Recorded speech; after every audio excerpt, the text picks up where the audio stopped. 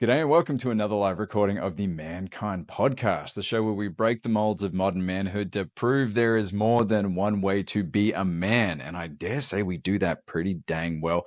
We're just simplifying manhood and masculinity here. Small task, small effort. Boyce and my co-host, of course, affectionately likes to challenge that and say that we're complicating things. And you know what? Maybe a little bit from column A and maybe a little bit from column B. But today we are joined by Brock Olson, a dating coach here who I've been connected with here in Chattanooga, who has some pretty insightful content and I believe some tidbits that are going to help those of you listening who may consider yourself open and available to entering into the dating pool. He's going to share some tips, some strategies, some things that he's learning from his many years helping men and women in the dating world. And we're going to have a fun conversation. So Brock, welcome to the show, mate. Yes, Brandon, thank you for having me on today, sir. Yeah, I want to kick off right away. Many out there who are in the pursuit or have an interest in entering into the dating pool, it's hard to go too far online without seeing a bunch of pickup artists start to come up. You know, they want to show you strategies and techniques that promote kind of persuasion tactics and short-term attraction. I want to ask you, how does your coaching philosophy differ from that approach? And what do you fundamentally believe is wrong with the pickup artist scene?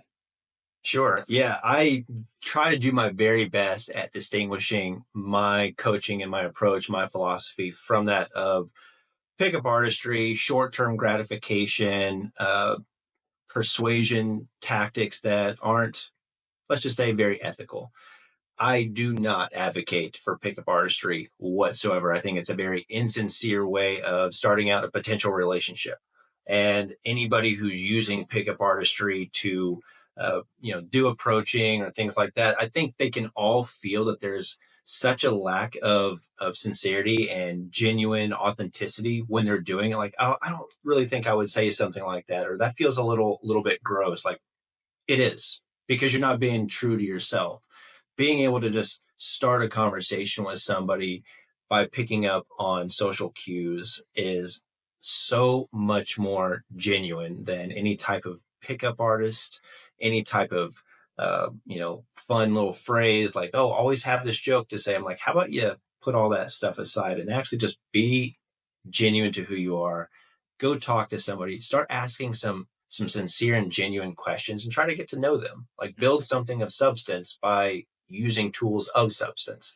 So yeah, I'm definitely against that short-term gratification. I definitely promote long-term success. I want you to have the tools and the techniques. I want you to know yourself. I want you to have the confidence to create, sustainable relationships, which I think so many people are really struggling to create today. Certainly are. And I can relate so much to those who fall into that camp or thinking that, oh, there's a technique, there's a joke, there's a thing that needs to be said, there's a way I need to dress, because that was me, dude. In my early 20s, I come from a place called the Gold Coast in Australia. We're essentially the Jersey Shore of Australia. Right. It's all, plastic surgery, big tattoo, big muscles, tattoos, peacocking, tight shirts and fist pumping at the club. That was the game. And I remember picking up, speaking of the game, Neil Strauss's book, The Game, and trying to implement those techniques where he had essentially taken the techniques from the pickup artist world and was teaching ways to, use them essentially. And I tell you, man, not some of my prouder moments in trying to go out there and really, what was the deeper motivation that I wasn't even aware of? Connection. I was looking for connection. I mean, I might have thought of it as, oh, getting laid. That was a notch on the headboard that, made me feel valuable and successful. But really beneath it all, it was like, man, I don't know how to relate to women. Sure. Yeah, I don't like we don't even know how to ask good questions, like how to get to know somebody. Yeah, Yeah. that's definitely a big issue. But you did hit the nail on the head with, there are some aspects to, I don't want to credit this to the pickup artistry, but the psychology of having a good presentation, making sure you're dressing well, making sure you present yourself well, being able to communicate, being charismatic, being confident. Some of that can get a little murky in the idea of what is a pickup artist or what is pickup artistry. There there are some blurred lines there, but I think it all comes down to what is your objective? Are you looking for short-term gratification? Are you just needing an ego boost? Are you just seeking validation because you can't give it to yourself?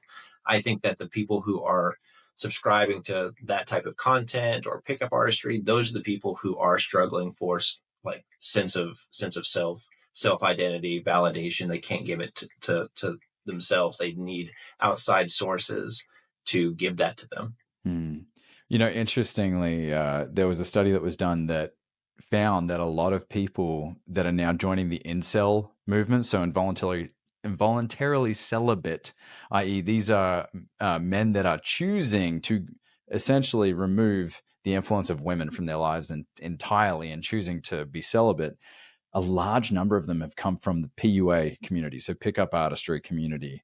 And I find that a pretty interesting tell to suggest that, there is really no long game in that space. And not to say that someone didn't pluck up the courage to research some jokes and dress better than they would usually and maybe struck up gold and found the person they want to spend the rest of their life with. But there certainly doesn't seem to be a lot of substance in that world. And I think we can see that now with its diminishing popularity.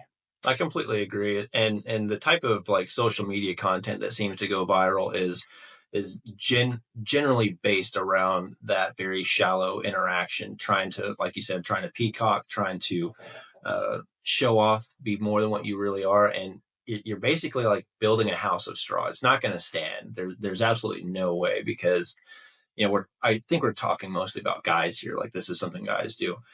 You're supposed to be the architect of the relationship that you're going to build. And how can you possibly create a foundation when you're doing it by renting a Lamborghini on Saturday for the weekend, and you're wearing clothes you don't usually wear, and you're saying things you don't usually say, and you're hanging out with people who you don't really like, trying to impress people who you don't even know? So we really do need to do some self-work. And that's the work I do with guys every single day. Let's talk motivations. So when men come to you, what are generally the surface level motivations? And then when you do some digging, what are the deeper ones? And then I'm going to Sure. ask you about women. Sure. I would say that the majority of guys that reach out to me, and I'd say it's an age demographic from 22 to 52. So it ranges pretty large. And it's that guys are wanting more access to women, not necessarily like an abundance of women, but they just want to attract more quality women that they can potentially have something long term with. Surprise, this is what most guys are reaching out to me for. They're not just trying to, like you said, like have another notch in the headboard. That's not what, and I don't work with guys that are just trying to do that. I work with guys who are actually trying to work on themselves so that they know how to be in a healthy and sustainable relationship. So they'll reach out to me saying, like, I don't know how to attract women. I keep getting ghosted, all these types of things, which are very, very common frustrations. So I help them manage that. I help them understand the psychology of women, how they're presenting themselves, the signals that they're giving off that make them not attractive. So we overcome those. But then, just because I tell them how to make themselves attractive, I've only done what a pickup artist would do. Now I have to go further. I have to take them into, now, how do you build from that? Now that you have some attention, what are you going to do with it? Are you actually going to get to a second date, a third date? How do you manage that conversation? How do you conduct yourself like a gentleman after that? How do you present confidence and healthy masculinity? How do you ask good questions? How do you make that person that you're on a date with or that you're courting, how do you make them feel seen and validated? Because a lot of guys don't know how to even do this. So I'm working with them from the very beginning all the way until, basically until they get married. I will work with them throughout the relationship until they say, hey, you got me to where I wanted to be. What are the common threads and the distinctions that you're noticing between different age demographics? Well, I would say the over 30, like 38 and up, they probably had, no, not probably, they've definitely had more opportunities with women. They are starting to pick up on patterns. They are likely dissatisfied with patterns. Maybe they've been married before. They don't want to replicate those past negative patterns. They want to know how to create, like I said, sustainable relationships. They want to avoid the mistakes that they made in their 20s. but they don't really know how, and they just don't understand what the dating landscape looks like today, because it's very different from even 10 years ago. It just is. And so guys who are like in their mid 30s and 40s and later, maybe they haven't dated in 20 years, and that's a big jump. That is a big jump. So much has changed, not just in the way that we interact, say on like social media or dating apps, but just the way that we have created new expectations of what the dating experience should be like, what a partner should be providing, what gender roles even are, or how do we even communicate what you want? Do you want a traditional relationship? Do you want something that's a little bit more modern? Like, how do we even communicate that? And then trying to build positive, healthy tension so that you're not having to restart the dating phase like every couple of months with a new person. Like, how do you Right. actually build something with all the distractions that are happening? But the younger guys, I'd say like 30 and under, they just they're reaching out to me because they're just not even getting attention. They've not spoken to a woman in months. They've never had a positive compliment from a woman. They've never gotten a date, a second date. They are really striking out and they have no idea where to turn. Of course, they can go to social media and find a lot of that content we were just talking about, a lot of that shallow surface level. Hey, man, just get your money right. That's all you need to do. And that is that is really taking a big toll on a lot of men's mental health, thinking that you're nothing if Mm-hmm. you're not making a minimum six figures. So Got you. yeah, so I really try to help those guys out quite a bit in understanding how to carry accomplishment. Right. So yeah, the metric isn't did you get a second date or are you now in a relationship with this person? It's what are you learning from each interaction? What are you gain? Yeah, are you starting to be able to get clear on what your qualifiers are? Mm-hmm. What are your green lights and your red lights as far Yes. as okay, so it sounds like a more inside out approach. As in like you're working on the vessel itself and their own psyche, their own self-awareness, their own self-worth, as opposed to some external I've slept with this many people. I've been on Sure. this many dates. I've been on, Sure. right? Uh, Mm-hmm. so we're talking age here. Are you just working with people that are looking for the traditional male female relationship or straight relationship, or are there others that you're working with? No, I work with everybody, men and women, different backgrounds, different orientations, whatever their ultimate goal is, as long as it is something that's rooted in healthy psychology, something that is going to be sustainable, that is founded in ethical behavior. Obviously, I don't want to coach a guy who just wants to get laid every single weekend. That's not my client.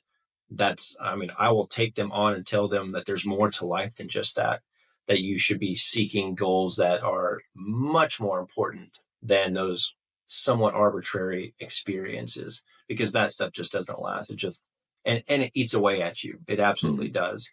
So like I said, being able to be self-sustaining in your own validation is one of the biggest things that I teach men and women, because if you are relying on her or him to give that to you, that is the foundation of a codependent relationship. And that is the last thing I want to teach last people. thing I you want need. to teach people how to love with detachment. Mm. So I heard Arthur Brooks. I mentioned him a lot on the show. He's a social scientist, professor at Harvard, and he has a great course called The Art and Science of Happiness. And when he talks about distinctions around relationships and happiness, he says, you know, we attract our opposite, but we also attract our emotional equivalent. And so, what I'm getting from what you're sharing, if people are going in with their current awareness of their emotional intelligence, their strengths, their weaknesses, and such, they're going to attract that same vibration in many ways. So, if they're not at their potential best, they're going to find exactly that when they're out there. Is Well, that what you're saying?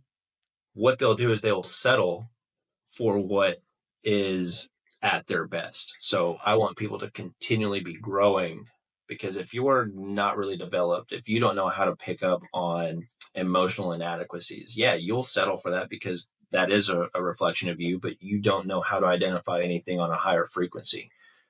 So you see this all the time with people who are just not really good fits for one another. They're constantly toxic with each other. Like, that doesn't just happen. You too are aligned with your lack of emotional EQ.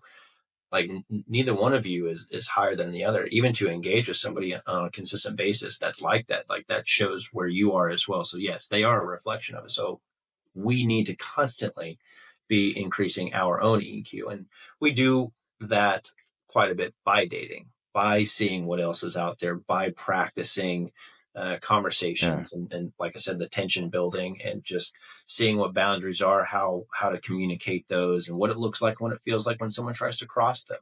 Yeah. So we have to practice. Yeah, you need to receive that feedback, right? Try things, take risks, and you receive that Yes. feedback. So Yes. there's yeah, I always joke to my wife, like, we met many years before we started dating. And and I always joke, like, oh, thank God you didn't date me then, because we wouldn't be here Sure. today. I And two tell my is, wife that all the time. If we yeah, met 2 weeks earlier, it wouldn't have happened. interesting. What shifted? Well, I was trying to go on a first date as frequently as I possibly could. I was gathering information. Some of them I would actually say, hey, I'm trying to uh, get a little bit of data. I would like to ask you some questions. But for the most part, I was trying to go on as many dates as I possibly could in about 4 months. First dates, very casual, go get coffee, have a great conversation, and that was it. I was like, okay, I'm totally done with this. I'm burnt out. I'm going to take about 3 months off. About 2 weeks into that, I met my wife, and Yeah, if I had met her 2 weeks earlier, yeah, I would not have been in the headspace, the emotional space to take that on. yeah. Interesting. So counterintuitive. Well, yeah, I mean, I tell you what, I struck out more when I was living on the Gold Coast. I had my own business. Had a great car, money, all the such. And then I met my wife when I had negative $1,000 in a savings account. Somehow I negotiated with my bank to let me go into debt in a savings account. And I was living in a van with my dog. What a peacock, right? Right. How did I land the smoke show that is my wife in that state? And it truly came down to ugly relationships, great lessons, a lot of deep introspection and reflection and mentorship. That's so true. Yeah. My story is oddly almost identical. Interesting. I was living on a homestead with a friend, or he was trying to build a homestead, and I was helping him do that. And we had gotten into a bit of a disagreement, and he said, "Hey, go! You need to go. Can't be here anymore." I was like, "No, no problem, no big deal." And I was essentially without a place for about 3 weeks while I waited for an apartment to open up. I was living at the Holiday Inn. I had tried to sell my business. I thought I did. And the guy who I sold it to literally just didn't pay me anything. So I was like, oh, I had a couple $1,000, like maybe $3,000 to my name. And my wife stayed with me through the whole thing. We'd only been dating for maybe a month and a half. I have no idea why she stayed with me. No idea, because she had plenty of Well, options. let me challenge you. You say no idea. She has an idea. You've probably had the conversation. Why'd she stay? Sure, sure. She says that she stayed because I was genuine, I was fun, I was unique, I was charismatic. But she knew that I was going through a big time struggle, and she was not looking for anything serious, but she could tell that I was serious about her. And so she decided to, hey, let me see how serious this guy actually is, because she hadn't ever seen that level of investment from a guy before, or at least not somebody that would treat her well. So I was kind of one of the first guys to really treat her well when things were going really bad in my life. And I gave her an out. I told her, I said, this is not going to be easy for like the next like 4 to 6 months, but I can absolutely rebuild. I know what I'm capable of. And I think when I said that, she could tell the conviction in my voice. She's like, yeah, this guy can probably do exactly what he's saying. And I did. Uh, but she had no reason to really believe me. Sure. Wow. I'm happy Yeah, it worked out, man. yeah, me too. So I want to talk about homosexual relationships, because we have a large community of GBTQ men. It always catches our guests when we omit the L, right? Because of course we're a men's organization. So do the same. Much of we spoke about the inside out work, learning about understanding the psychology of different sexes. What do the same rules apply? And And what distinctions? What are some different distinctions? Because I'm going to talk about population density next, and I know that really ramps up for those in the Yeah, LGBTQ community. So sure, sure.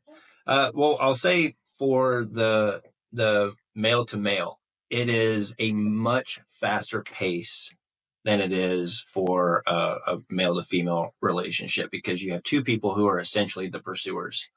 So there's almost no like, I'm gonna let you chase me. Guys don't do that. They will have those conversations. They're not gonna be fickle. They're gonna be yeah, very like direct. So the pace of that relationship usually happens very, very quickly. And I'm all for it. I really am. I think that whatever that pace feels natural to you, you should go with that, because that is what is basically the honeymoon phase. And anybody who's had the honeymoon phase knows it's one of the best experiences of your life. It's hard to maintain that. It's usually like a 3 to 5 month experience. Uh, but as far as the men go, if they are able to have those important and deep conversations while the multi-pursuant dynamic is occurring and it's not just about the physical intimacy, mm-hmm. those relationships, if they can turn into something long term, actually have a higher rate of success than men to women and women to women. Interesting. You Yep. know, in connecting with my gay friends, I've asked. I had this like hypothesis, and many of them have confirmed this. Is that of there's still the discovery, but there's also that awareness of I've been through a rite of passage in coming out and owning my identity, and you've been through a rite of passage, and for some that is smoother than others. For them, so for some, they have swallowed a bunch of pills and trying to end their life because they grew up in a culture, a society, or in an environment that didn't support how they were born, how I believe they were Right. placed on this earth, right? Right. And do you feel like that comes into play a little bit? This is kind of understanding of like being able to own their identity, who they are. And look at us, man. We're in Tennessee, a bit slower to adopt some of For these sure. more progressive social swings and acceptance around people's sexuality. Yeah, for sure. I'm from Southern California, so gay relationships are nothing that I'm not familiar with. Coming here to Tennessee, definitely a lot more hesitancy to accepting that lifestyle for sure. So when you are in that community and you meet another person who's a member of it, you almost feel like you have experienced a bit of a war together at some point. We don't know what level of exposure you might have had, but like that's almost a bonding experience. And so like the gay community is very close knit. They just are. Like, it's a good thing. I think that's a beautiful thing, actually. Like, what better to come together than under a flag of love and mutual world view. So yeah, I completely think so. Okay. And what about when it comes to, so let's talk population density now, because that has been one of the most common things. So we live in Chattanooga, Tennessee, which is what, 200,000 people, centralized. It Yeah. expands a little bit outside. So Yeah. small. 2 hours away, you have Atlanta, which has 6 million.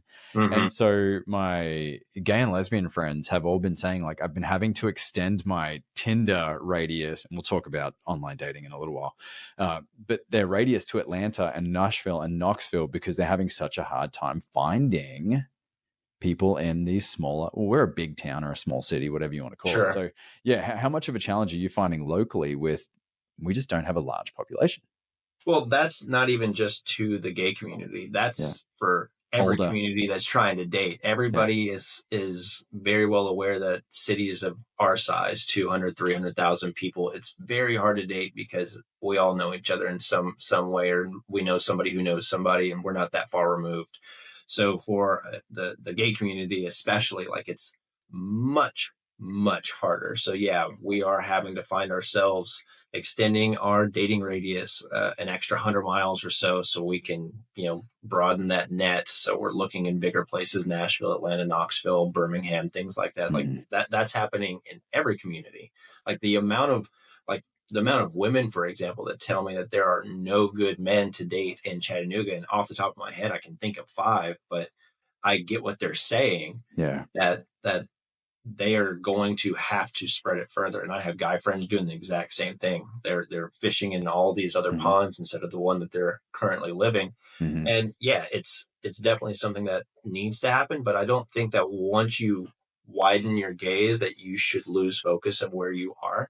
Because I had a similar idea. I was like, yeah, it's probably going to be really hard to date and not have, when I go to a bar or some guys like, hey, I took your girl out, like something like that.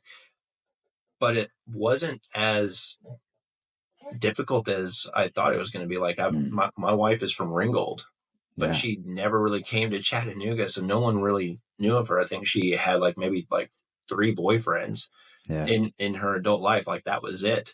And yeah, it wasn't really that hard. I think people would like to say that it's harder than what it really is because it gives them a reason to How much of it is validate. yeah, how much is it a cop out to go, Yes. Yeah. it gives them the, well, and that's a something that, have you, Isaiah Berlin has this, oh gosh, what was it called? Got to Two look it up. jigs. Oh, this is it's so good. Ah, it's gonna have to come back to me. But essentially, it's this. It's a way to justify a certain state. So if it's like, if I truly believe that because I live in a town like Chattanooga, which only has 200, 300,000 people, if I truly believe that's the reason why I'm not having quality dates, then then I can completely justify me Sure. getting off the path, Yeah, it's a right? self-fulfilling prophecy. Yeah, self-fulfilling prophecy, and that could be in many ways, whether it's, money, whether it's weight, right? We can easily create those paradigms. And so, are you finding in places like Chattanooga, let's just say for some of your gay or lesbian clients, that how much do you challenge that narrative? Well, I challenge it all the time. Like anytime somebody says that there's no options for, and whichever community they're speaking from, that there's no options, there's no good this, there's no good that. I'm like, you just are not trying hard enough, or you don't know how to look. It's honestly one of the two things, because the pool here is so much bigger than it was 20 years ago. Imagine what it was like back then. Now we're almost spoiled for choice, and we're Hmm. looking for someone that's going to check off every single one of our boxes. I have so many clients who have found people that check off all their boxes, but they're like, yeah, I'm just not feeling the chemistry. I was like, so even when you do find that, it's not enough. Yeah, interesting. So I want to read this, then I want to tug on that thread. So Yeah, go ahead. Isaiah Berlin says, when the natural road towards human fulfillment is blocked, human beings retreat into themselves, become involved in themselves, and try to create inwardly that world which some evil fate has denied them externally. If you cannot obtain from the world that which you really desire, you must teach yourself not to want it. If you cannot get what you want, you must teach yourself to want what you can get. This is a very frequent form of spiritual retreat in depth into a kind of inner citadel. The inner citadel is what it's Ah, called, in which okay. you try to lock yourself up against all the fearful ills of the world. So we see this a lot in our work. We call it out as spiritual bypassing. It's like, oh, if I'm getting any form of resistance in my pursuit to this thing that I want, if I feel any form of discomfort as I try and push towards dating and just putting myself out there and putting myself in a position to be rejected, the second I feel that, the second they don't laugh at the joke, boom, it confirms all of these previous beliefs that it's Yes. because I am not fit enough, rich enough, Hmm. handsome enough, tall enough. Great example here is, if your leg is wounded, you can try to treat the leg. If you cannot, then you cut off the leg and announce that the desire for legs is misguided and must be subdued. Right. No, 100%. We see this happen all the time in people who have had failed relationships or have been hurt in dating, almost villainizing an entire opposite gender. It's like all men are trash, for example. It's Yeah. like, mm-mm. So now, like, that's a way of painting the idea of being with the man as negative.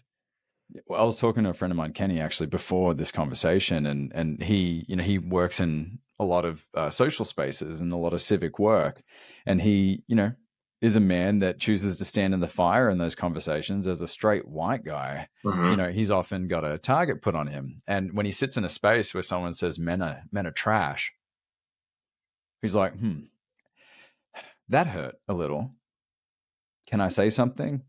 Well, supposedly I'm on top of the privilege pyramid, so I can't necessarily go there. And so but he does, and he creates a lot of beautiful dialogue and challenging certain narratives. And a question he now poses in these spaces and these circles: say your belief is men are trash, or I'm unlovable, I'm not tall enough, whatever. Say that is your true belief, and that is a lens in which you're looking at the world. What does your life look like 4 years from now? If all men are trash, how does the world look different in that reality? How does your life look different in that reality? And continue with him. In fact, he's going to come on the show and we're going to cut it up. But it's like, yeah, if that is my belief, I will create that reality. I will exist in spaces where that is the commonly held belief. Sure. And in turn, boom, comfort zone, confirmation bias, echo chamber. Right. Whereas it's important to challenge those beliefs, because who am I to think at the age of 32 that how I see the world in however many binaries I establish is exactly the way I'm going to think when I'm 42? Because I certainly think different than I did when I was 22. Of course. We've all had that embarrassing Facebook memory pop up. You're like, oh. Every day I look at my Facebook memories and I scroll and I go, delete. Right. Only Zucks has it. Delete. Right. Imagine how you'll view things in 10 years from now, and how almost embarrassed you'll be of things that you're talking about, thinking about, publishing, putting out, feeling now. Like, how much growth do you think will happen in 10 years from now? Well, and a practice I'm learning is to give myself compassion too. Sure. Like, because some of the things I said online are objectively just stupid. Like, misguided, just not fully developed, and learning to read that rather than, oh, what an idiot, reading it as, man, that's the way you saw the world. That's the way that you were ticking back then, and honoring the growth from there, because we're all guilty of saying, doing things that don't truly align with our values, or say things that get misrepresented and cause and have an impact on others that, we learn, okay, even though it wasn't my intention, there was an impact. Sure. And how can I clean that up and take ownership for it?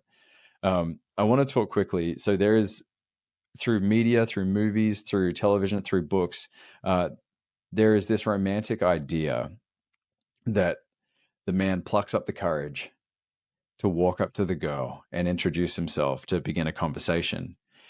And as we have moved through the past couple of years and in a post-Me Too era, there are a lot of people that are becoming very vocal about how that is harassment, how that is, not respecting or being aware of boundaries.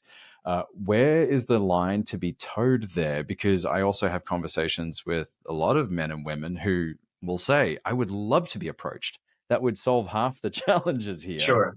So what are your thoughts and take on that in 2025? Well, this is so multi-layered here. So with all due respect to women who say that I would love to be approached by more guys, they are meaning I would love to be approached by more high quality guys, more good looking, more attractive, more on their purpose guys, because the majority of guys who are willing to do approaching like consistently are kind of like those guys we were talking about earlier, who are just kind of going through the motions. They're not really interested in something deep. I'm not saying that the guys who are approaching aren't, but there's a good percentage of them who aren't, who don't really care about rejection, because they just, like, it's not a big deal to them. They're just going through it. But to the guys who are hesitant in approaching an attractive woman in a public place, you have to understand how women experience the world. The first layer of their experience is a little bit of fear at pretty much all times. There's a little bit of fear because at any time men can become unsafe. So if you're going to approach a woman, think that, okay, how can I immediately make sure this person feels safe? Well, I'm going to make sure I don't get like 4 inches away from their face. I'm going to give them a little bit of space. I'm going to approach from an angle that they can see me coming. And I'm going to be respectful. I'm going to be kind. I'm going to be empathetic. I'm going to be engaging. I'm going to be a gentleman. I'm going to ask a good question, a probing question, something that's interesting, something that's memorable. I'm also going to wait for a good moment. Like, I'm not going to do it while she's at the gym on the elliptical. That's probably not a good time to approach her. Mm-hmm. So finding those little moments where you can interject just for a moment, just to make an interaction enjoyable. That's something I definitely help men with, is seeing those little spots where they can actually do that. And on the other hand, I do tell women, hey, if you want men to approach you, make yourself approachable. If you're going out with a bunch of girls, that's probably not going to be the way that you're going to get approached, because that's super intimidating. Break Gotcha. away from your friends on occasion, get off your phone, look Yeah. up, smile. You'll be approached 10 times as many times. I Yeah. promise. And I guess, in spaces like this and in 2025, it's important to illuminate what you said. If a woman's motivation is to be approached, make yourself approachable. And I think, I mean, that's something that, generally speaking, men do not have to worry about. Walking down the street, feeling safe, being in public spaces, and I think I think the onus is. I think we can step up to do a bit of heavy lifting on being far more conscientious of body language and Big time. cues, and just to say, you know what, my motivation and desire to talk to you is not more important than your uh, inbuilt survival mechanism to feel safe. And so when those cues come up, have a lovely evening. Yeah. And don't take it as rejection. No. You've done, like, perhaps she is so into a trauma response that a male presence just makes her feel uncomfortable. I don't care if you're Channing Tatum, he's not going to get her number tonight. Like, Yeah. you got to move on, buddy. Mm-hmm. And taking no for an answer at that moment, take your dignity and go. Don't push it. Yeah. Yeah. Well, I mean, that's something that we're raising our daughter to in our household. No means no. Mm-hmm. Right. Really enforcing that and understanding Sure. her power, and that, F politeness. If you're in an uncomfortable situation, make a scene, right? Someone's feelings do not matter. You can repair that later if it's a Yep. misunderstanding, but Yeah. and, Get and, loud and get attention on you. and Yes. I want her to know that there are men in her life who will respect those no's. Hmm. Yes. So, 100%. so let's get into, man, it's a shame that we're just covering so much territory in the time that we have. There are some questions here that I want to say until next time. So I'm going to hold and shelve some of these if it's possible to get you back on. But I want to shift the conversation to dating apps just quickly. So I heard a really great quote. I'm trying to recall who it was from, but it was like, okay, inherently, biologically, we are attracted to our opposite, because what that does is it completes a bigger picture. It's not this idea of I'm looking for my equal. I'm looking for someone to complete the picture here. And so we're innately attracted to our opposites in a lot of ways. My wife and I have many of them in our Venn diagram where it crosses over. Beautiful. But I love that she's oriented one way and I'm oriented another. Dating apps does the opposite in many ways. It's, ooh, how can I find someone just like me? Because the limited information that's provided is outdoors, dogs, coffees, whatever. And he said it really well. He said, are you looking to find your opposite, someone who are going to have polarity and attractiveness to, or are you looking to date someone like your sister? Yeah. No, you're absolutely right. I have done content on this very thing where I have talked about some of my clients and some of my friends who will describe to me, because I'll do this exercise. I'm like, okay, I want you to describe to me what your ideal partner would be like. And this is coming from the guys, and they will describe. And I said, I know someone just like that. They're like, are you serious? Because I do a matchmaking service. I was like, yeah, I know somebody like that right now. And they're like, well, who is it? I said, it's you. You literally just described your interests, your philosophies. Like, you just described yourself. Why do you want to date yourself? Shouldn't you be looking for somebody to add to your life? And just seeing this realization on their face that they're not even thinking about how somebody else can bring more abundance and beauty, just it's probably one of my most enjoyable coaching experiences, is watching it. Like, oh my gosh, I've been looking for my twin. And that's not how chemistry works. Chemistry works by having opposing compounds coming together to create a reaction. If you want chemistry, that's what you got to have. You have to have some polarity there. And yes, you're right. Dating apps are designed to find some commonalities. And if there's not enough commonalities, people are just like, yeah, I'm out. I'm out. Yeah. Yeah. Yeah, you're right.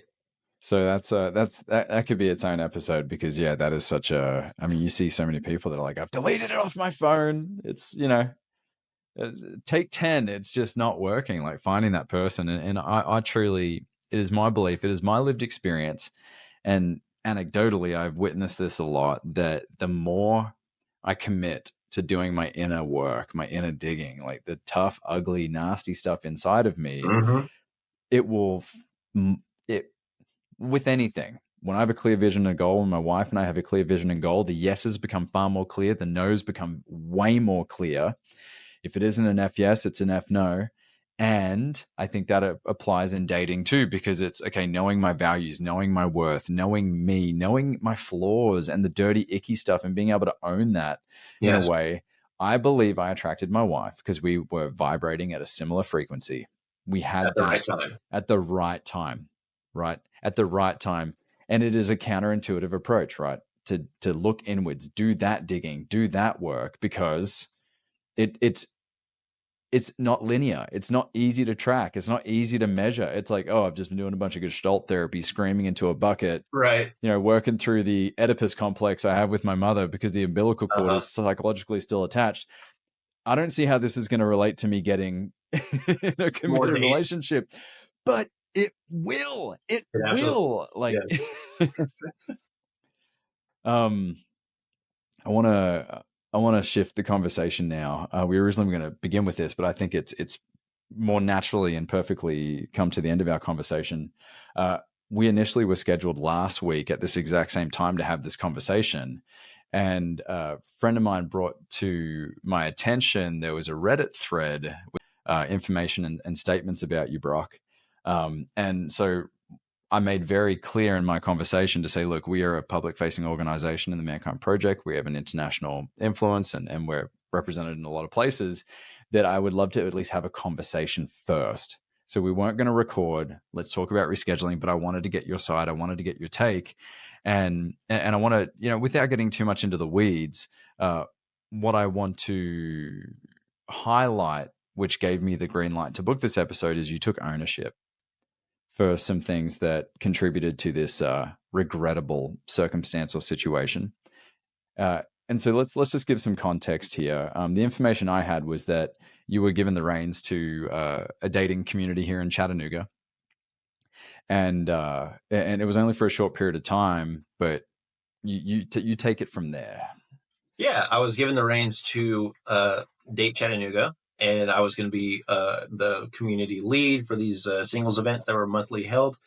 And with that, I was given all the email addresses, and somehow I accidentally put those email addresses into my newsletter. They were supposed to be separate, but I'm not the most tech savvy guy. So I put them into the big old pot with everyone who has subscribed to my newsletter. And I had released a newsletter that was talking about submission and what that looks like, what that's about, the difference in that and oppression. And the people who don't know me, who are the people who I just added to that newsletter, didn't like that newsletter at all, justifiably so, because the structure of it was to be slightly clickbaity, to get people to read it, to get them engaged. So what was the headline? The headline. It was why women should want to submit. Ah, Right. clickbait. See, You like that? marketing. Right. Exactly. So it's how Yeah. people will. Mm-hmm. But what that newsletter was a call to male accountability. Maybe 5% of it was regarding women and what they should be looking for in a man to feel safe. But it was a big call to male accountability in terms of what attributes he should be consistently providing and confident and solid in to make a woman feel safe in a dynamic where she might want to submit, and what that would look like, what submitting even looks like. But most people didn't read the whole thing. But the people who did, who don't like that word submission, I think most people don't. Yeah, sure. It's kind of got a little bit of a negative connotation. Again, Yeah. it's often misunderstood and meaning as oppression. Well, here's So, what here's what happens, right? Is Mm-hmm. you have public figures like say Jordan Peterson, for example. Like, Boyson's very, very, very open and honest about his dislike for the man, and I have a little bit more nuanced thoughts around. I think some of his messages are great, but as soon as he got in with the Daily Wire, Yeah. you could tell. And for those listening, the Daily Wire is a conservative streaming network. You could tell he's drinking the Kool-Aid, doubling Mm-hmm. down, not providing context to a lot of what he's saying, Right. speaking in binaries, meaning there's only two options, this or that. And people are getting so conditioned now through social media that when they see a word like that, Mm-hmm. um, they probably would lump you into a certain group or a certain type of Oh, yeah. man, or your Mm-hmm. type of dating services, Sure. is for men like this or men who believe those things. Mm-hmm. And we as an international organization go through that a lot. I mean, it all throughout our 40 years, why don't you do things for women? Why? And what we have to explain is, well, our mission is to indirectly impact the lives of women and non-binary folk by helping give men the opportunity to take ownership of their lives, create safer spaces in their communities and in their families, right? But when we're putting out articles and posts that, well, here's the sad thing about marketing: the algorithm rewards clickbait. Yes, It does. it And does. there's probably a whole other philosophical conversation that needs to be had around ethics and headings and all the rest. But it sounds like you, as a marketer, because in order for you to have the impact that you want to have for your services, which I believe to be, the intentions are pure, playing the game, Yeah. right? Playing the marketing game. And Boyson gets onto me all the time because I like my headlines to be eye catching. I won't put a headline that doesn't deliver. I Right. believe won't deliver on the promise. But yeah, it's a tricky game there. So my question to you is, what have you learnt from this? And what are the ways you're going to approach it differently going forward? Because what I haven't seen from you is you bite down on the mouthpiece and double down and just say F them, Right. right? In our first conversation, you showed a lot of compassion for these people.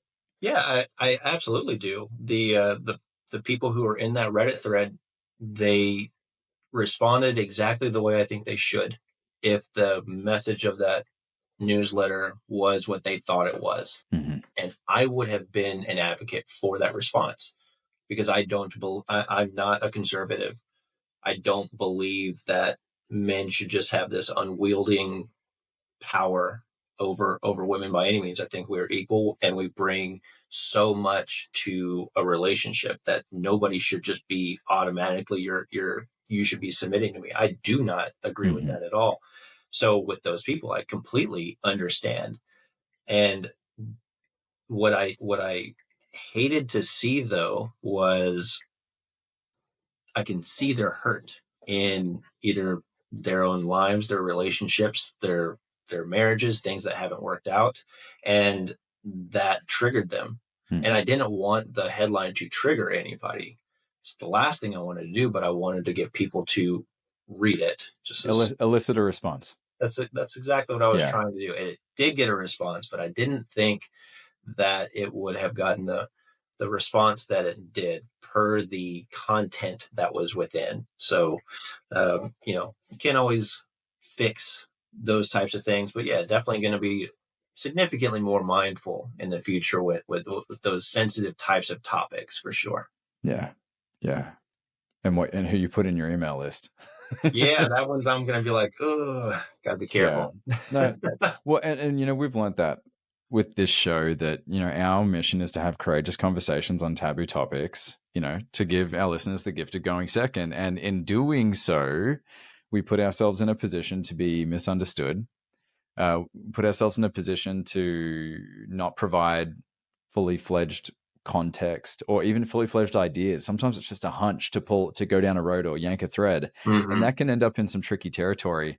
But at the end of the day, something that social media doesn't always provide the space or opportunity for is ownership.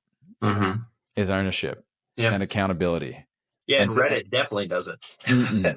no, I was just reading all the comments, or people were screenshotting them to me. I was like, "There's so much I would love to say to clear up, yeah, to soothe the pain that it seems like this article, this newsletter caused for people." Because that's not my agenda. I am yeah, here to help people. I'm not here to, uh, hurt or harm or cause negative feelings or thoughts. Like I actually want to be an agent of positive change and impact. So to see that that's how that was handled or received was definitely difficult. But like I said, I hope that I'm able to continue being an agent for positive change. yeah.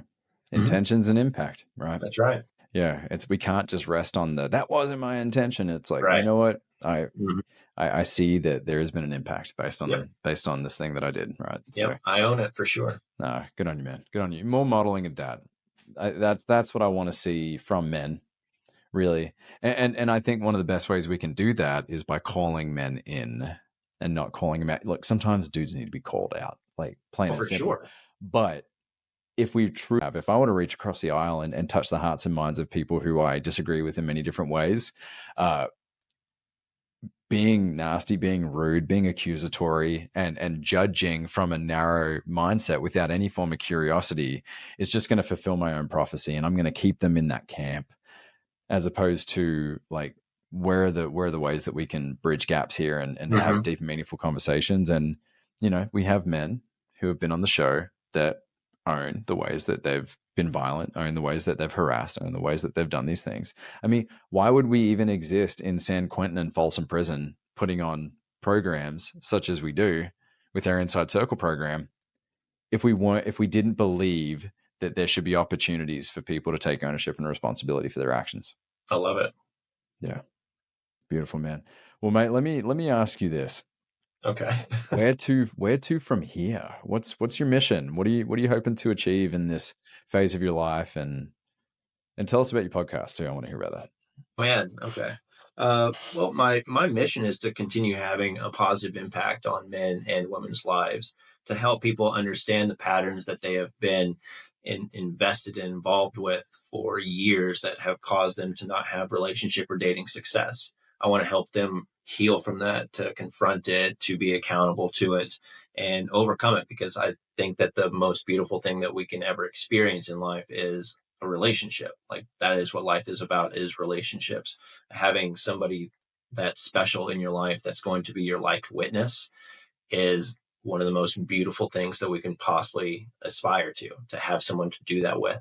So I want to help people get there. That's my number one objective. If I can help another person find their person, job well done. That's it. That's all I'm trying to do. I'm just trying to have that impact, because I know how much that means to so many people. Like, we're social creatures. We should have a partner in life. We just should. And then in terms of my podcast, Dating Today podcast, yeah, it's only available on YouTube right now, but it's a conversation about modern dating issues. We're talking about dating as a single parent, or dating emotionally unavailable partners, or what it's like dating in a small market like Chattanooga, things like that, and just kind of bridging that gap, getting the opinions from the community, discussing those. And me as a dating coach, I do offer advice per the topic on how I would handle it, and what I think the best way to conquer those issues that are plaguing the current dating market. Hmm. Well, we will certainly have links to your website, the podcast, and your Instagram, because you post some great reels from the show as well. Well, thank Brock, you. it's been a pleasure, mate. I appreciate so much when someone truly knows their topic. and it's just, I mean, look how much territory we covered. Yeah, Yeah, no, quick, it was a lot. I'd love to get you back on to talk about toxic dating habits, Sure. notions around self-worth versus external validation, which we covered in a good way, but Mm-hmm. also expectation Oof. management, because Mm-hmm. that's a big one. These certain there are these lessons in life that can't be learnt unless we live them, is what I'm learning. One of them is, money will not make you happy. It will not fulfill you. And So all of true. us in stages of life when we haven't had money go, oh yeah, but I'm different. I'm different, right? Yeah, Test that let on me hear me. for myself. Yeah.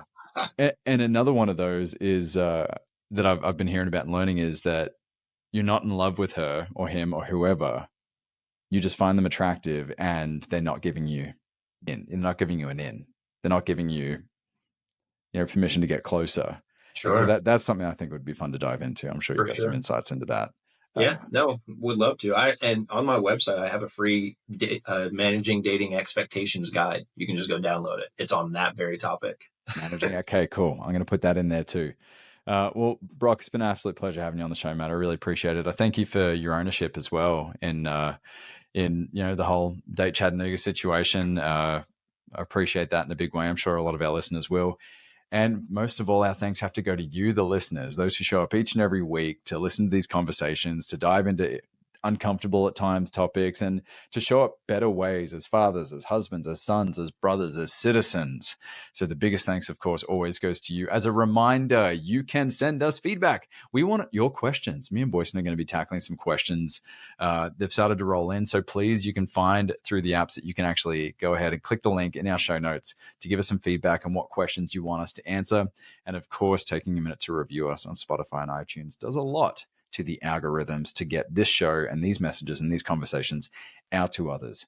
So that is all from me. Lots of love, and we will see you next week.